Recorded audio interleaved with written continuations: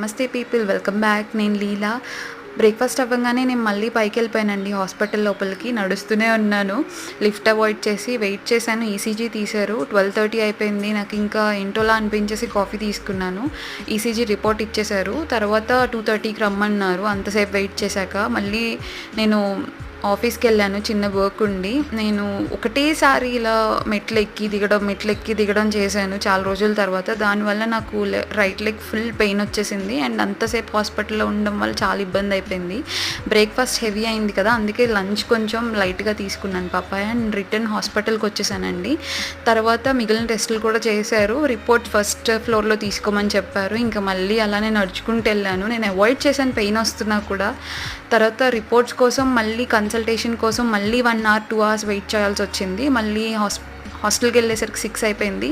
Dinner chapati and chana curry తీసుకున్నాను. Thank you for watching.